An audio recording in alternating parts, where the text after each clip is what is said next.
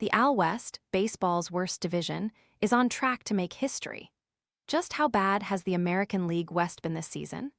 The Athletics on Friday announced a mutual parting of ways with longtime general manager David Forst, which followed news from June, when the Angels dismissed their GM Perry Minasian. And this week, the three teams with a realistic chance of winning the division, the Astros, Rangers, and Mariners, did little to improve their rosters significantly at the trade deadline. What's left is a division that is on course to make history. After you work out, you can feel worn out. Reach for core power and rise to a whole new level of recovery. High-quality protein to build muscle. The nutrition you need to power on. Ready to order? Scan the QR code now or visit grabdeal.us/10. Advertisement never has a division featured 5 teams with a negative run differential, a solid tool for broadly determining whether a team is actually good. This year's American League West may be the first to finish 0 for 5. At the start of play on Friday, all 5 teams were comfortably in the red, with the Mariners representing the class of the field at -14. The 5 teams cumulatively have been outscored by 305 runs, with a big part of that being the pitching woes of the Athletics and their league-worst run differential of -157. That whopping run differential disparity comes despite the fact that perhaps the best player in the American League, the Astros' Yordan Alvarez, resides in the division.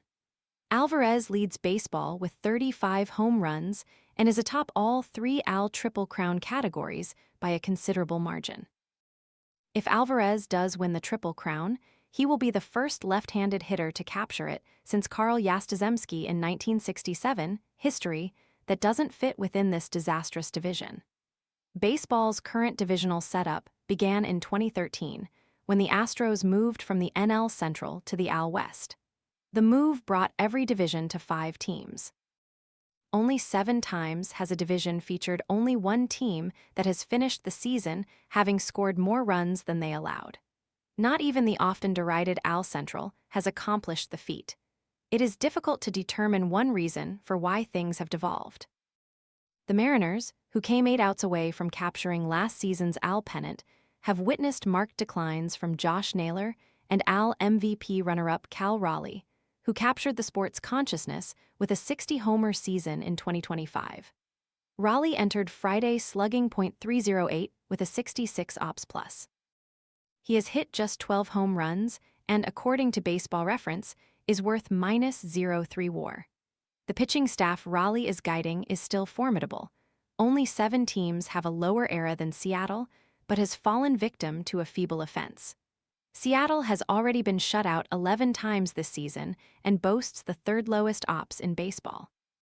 Advertisement, the A's, who have a promising young offensive core, have been devastated by injuries to all-star catcher Shea Langeliers, reigning AL Rookie of the Year Nick Kurtz, and 2-time All-Star slugger Brent Rooker, as well as the ostensible leader of their pitching staff, right-hander Luis Severino.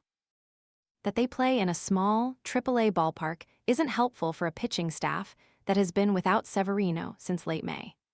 Corey Seager, the Texas Rangers' $325 million shortstop, has required 3 separate trips to the injured list during the team's first 115 games. Young standouts Josh Jung and Wyatt Langford have also missed time with injuries. Aces Jacob deGrom and Nate Eovaldi each have an ERA of at least 3.96, acceptable in a vacuum, but not for a team so staggered offensively. The Angels have struggled all season despite a rebound year from superstar Mike Trout. They traded starter Jose Soriano, outfielder Joe Adell, and reliever Ryan Zefferjon, among others, at the deadline, and then released veteran Jorge Soler. Rookie Angels manager Kurt Suzuki is on a 1-year deal, so the Angels could be looking for a new general manager and manager this offseason, depending on whether they decide to stick with Suzuki and interim GM John Mozeliak or not. Alvarez's Astros somehow lead the division despite a run differential of -25. Miserable seasons from franchise cornerstone Jose Altuve and touted trade acquisition Cam Smith coupled with Carlos Correa's season-ending ankle injury, have shortened Houston's lineup. Astros general manager Dana Brown's brutal offseason, during which he signed 6 pitchers who have combined to post a 5.67 ERA across the 271 2-3 innings, helped to torpedo a starting rotation that entered Friday with the second-highest ERA in the American League. The only starting rotation with a higher one is the A's. Advertisement, and like their division rivals, the potential for change is not far. Both Brown and manager Joe Espada are in the final year of their respective contracts. Of course, Houston may also have an opportunity to increase their lead in the standings and perhaps help their run differential. The team's next homestand features 3 straight divisional opponents: the Mariners, Angels, and Athletics.